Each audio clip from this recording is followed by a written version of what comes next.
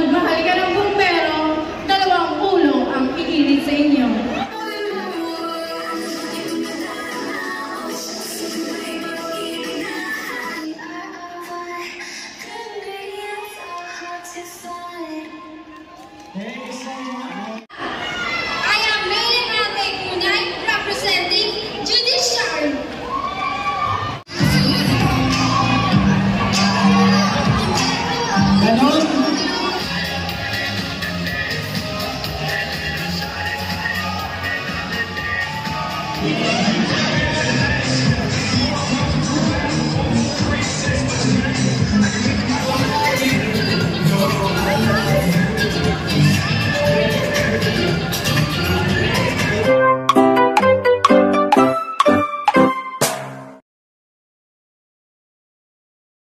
Good morning mga ka-Goods Day. Andito ho tayo ngayon sa City Hall na sa nagaganap na Interdepartment ni Mayor Eric Olivares. Watch out! Boys and girls para makakain. Sanay kasi kami sa youth. Alright, grab the show. Yes, kuya. Tuloy na natin ang ating programa ngayong umaga. At syempre, pinapasalamatan po natin ang bawat isang tawali na nakilaho para dito sa ating third.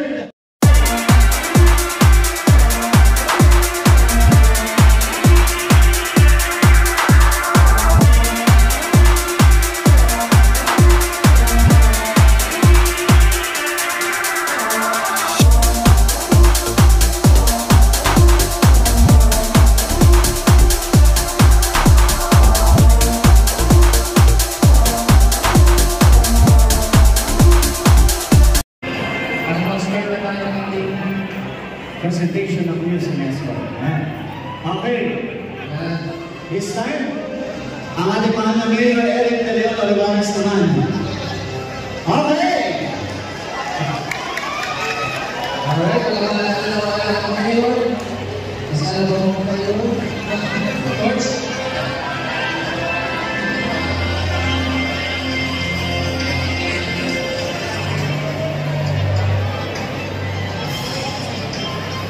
Sisindihan natin. Oops. Okay, sabay naman po. Sabay na sisindihan ang aking ina. Muna tayo. Tumitin mo sa ito. Okay, picture mo na. 3. Picture mo na po tayo.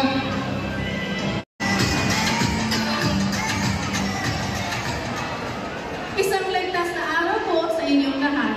Ako po si Fire Officer Crystalline Bianca Judy mula sa Bureau of Fire Protection na nagsasabi, magmahal ka ng bumbero, dalawang ulo ang iinit sa inyo.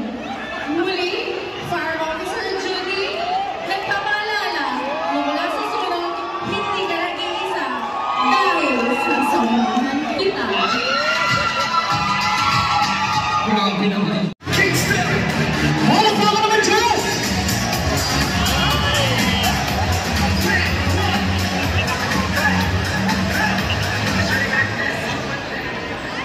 So, good morning everyone. My name is Angelica Barang, 20 years old, representing Legislative.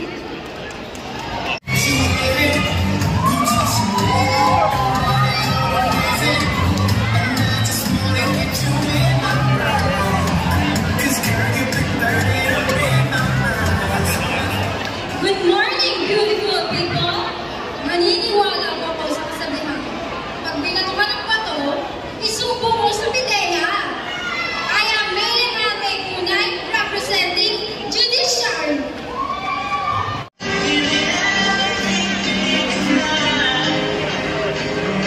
Magandang umaga po. Ako si Christine Gu, Your Honor. Hindi po ako nakusumpar. Kami po sa Judiciary ay serbisyong totoo lang.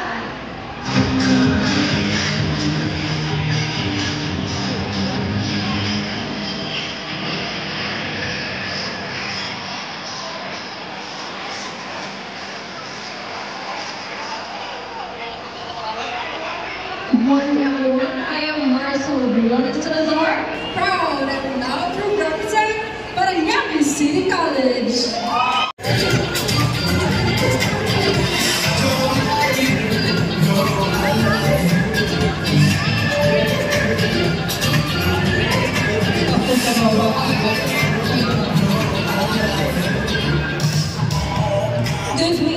everyone. I'm Christina Storger, representing Accounting Department.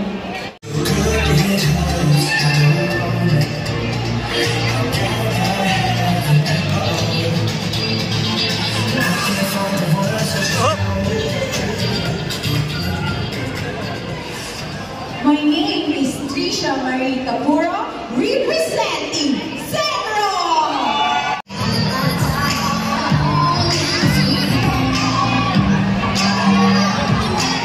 Ganon? Ganon yun?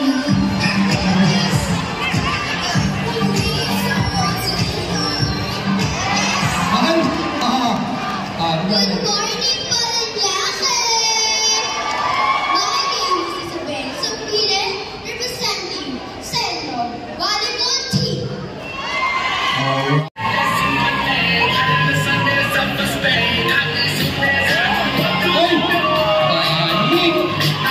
Napapati si Kuya BJ.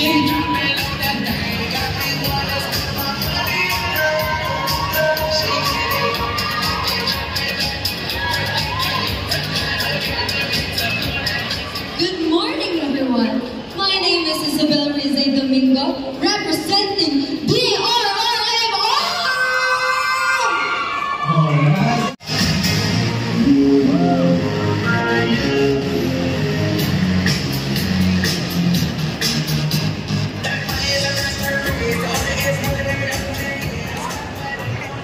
Magandang umaga po sa inyong lahat. I'm Patrolwoman Bumiza, representing the Philippines National Police.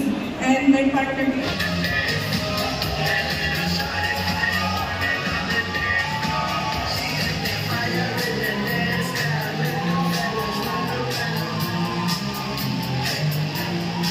Hi, everyone. My name is Monica Melody Torres, proud to represent Health Department! Okay, po natin ngayong araw ay tinatawagan po natin para umakyat dito po sa taas ng stage from Accounting Office.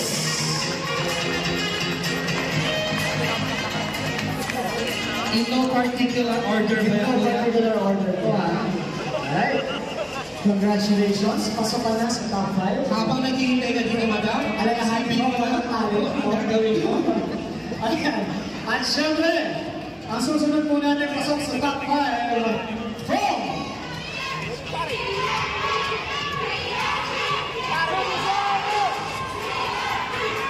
PCC! Pag ganun, parang ang lakas sa sulit. Parang pinagtunan. Wala ng power. Ang kolekta ng energy. Alright, ako ang ating Paranaque City College. Ang susunod naman po, of course, wala naman sa... Saan daw? Saan? Saan? Wala sa... HRMO!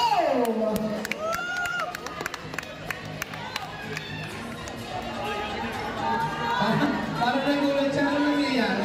Ba't ako itawa? Oceans daw, oceans. Yan, mag-isip-isip na kayo anong gagawin nyo. Last two spot para po sa ating top 5. Sino po?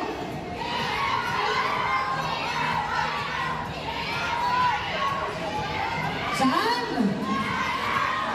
Saan? Mula po sa Osvaldo!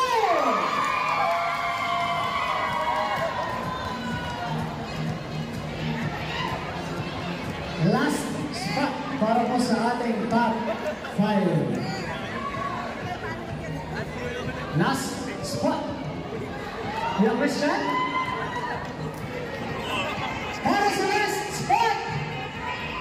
Kanina mag-isina ka lang mag-alagi. Para sa last spot, para sa ating top 5, sa ating news. Dito po sa ating interdepartment. Saan? Saan? Saan?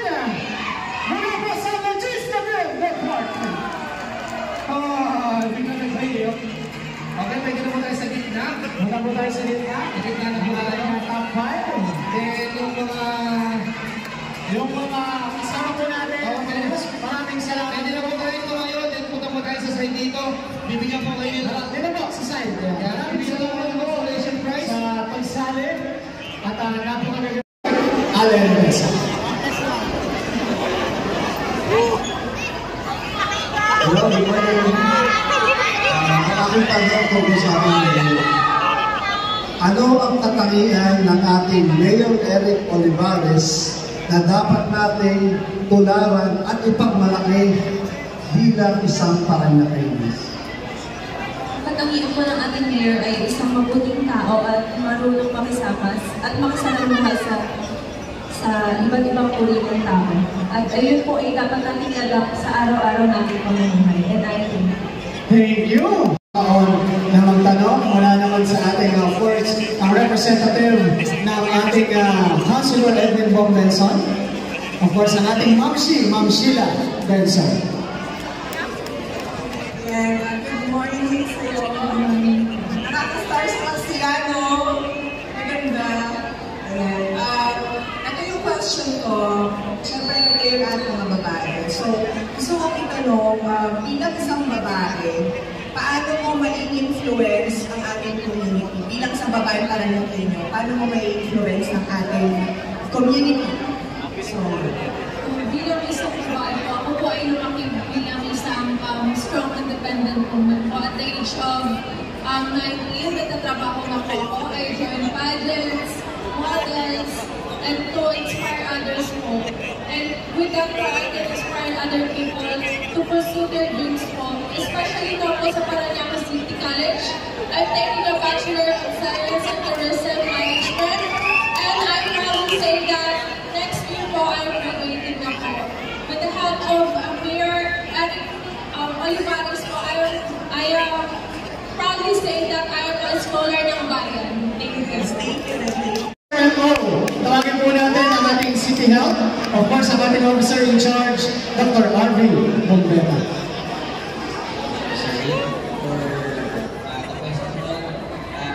Being part of the HRFO, what do you think is the biggest challenge facing our government workers in the city of Parañaque? And how can we work together to address these challenges? As a representative of HRFO, really, the struggle is when you nakakapagsalumuha ka sa iba-ibang tao. But at the end of the day, we are for the people and we empower our employees. Thank you. Next natin, ma'am, dito po tayo. Next natin po, magtatanong, si Kuya Yodge, Kuya Yodge Marquez.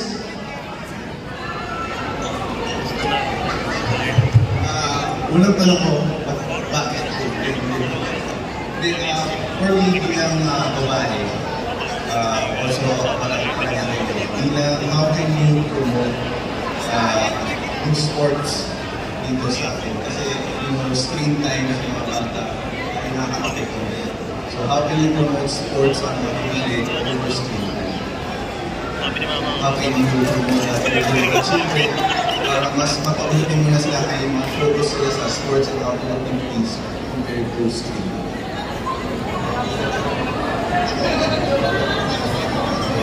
Ang hirap ng question mo, Councilor. It's okay. Bilang isang nurse na lang po, 9 years na po akong nurse, in order po na para magbawasan ng screen time ng mga bata, magkaroon po tayo ng reward system or magkaroon ng healthy balance sa pagbibigay po ng cellphone sa ating mga bata.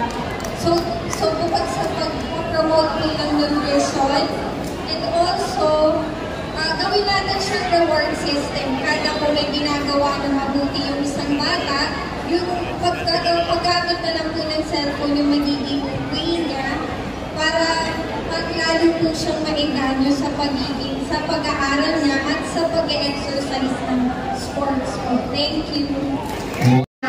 Legislative department. Kanina pa ito kami nag-iisip na nasa cellphone na bukukil. Talagang grabe maganda itong musika natin. Sino yung Joey? Rotasyon. Okay. Halika naman dito tayo sa gitna para masaya. Una Dalaga, may asawa, o bulan? Dalaga po, dalaga. Dalaga. Well, anyway, andito naman yung mga boys para maganda yan. Kung ikaw ay mag-boyfriend, anong pipiliin mo? May edad o bata?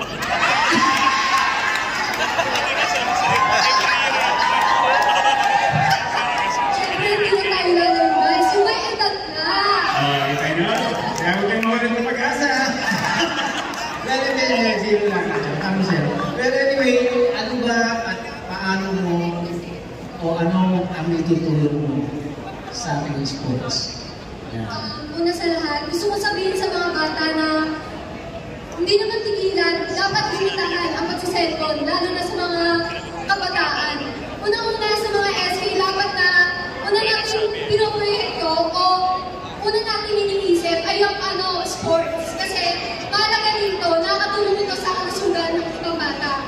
Tsaka kapag meron tayong proyekto na ganito, mas maganda o mas maayos ang nakalabasan ng ating sports. Okay, so ulit ka tanungan.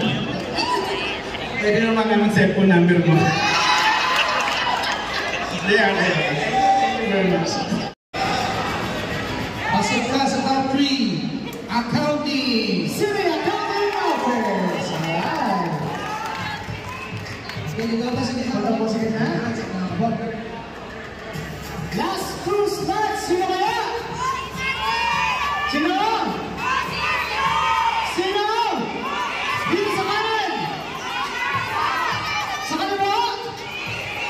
Pasok ka na sa top 3. PCC!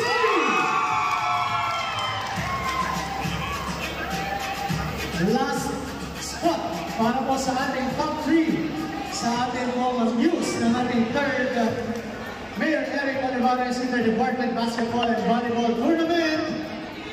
Last slot. Sino? Sino? Pasok ka na. Spot 2! Alright, congratulations po sa dalawang legislative and HRMO. Dito na po tayo sa ating. Thank you so much. Ito pa tayo sa iyo.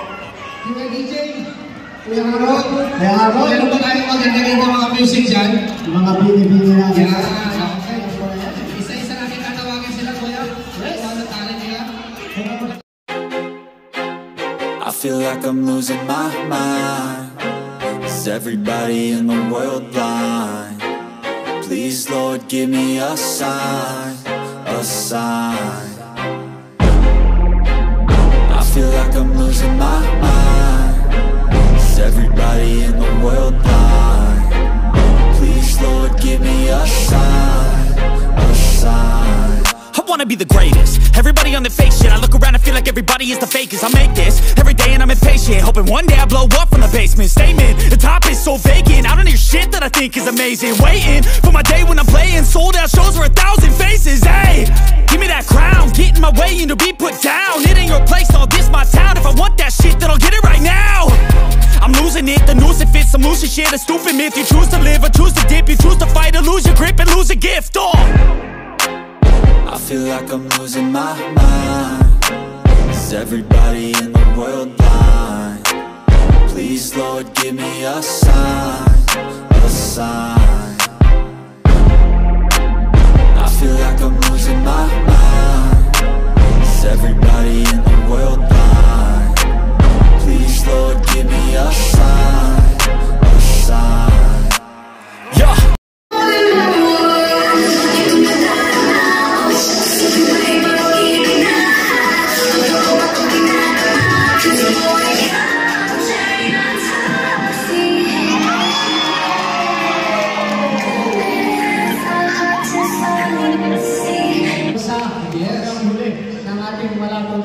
Grabe, hirap na hirap itong utok yung Kuya Joby.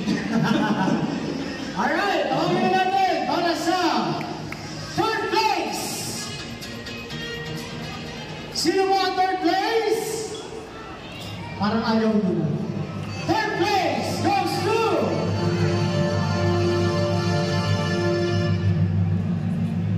Accounting Office! Congratulations from Accounting Office!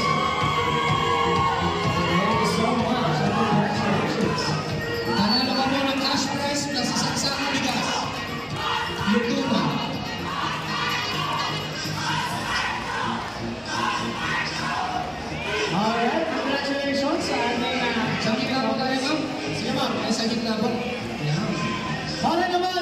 ating second place.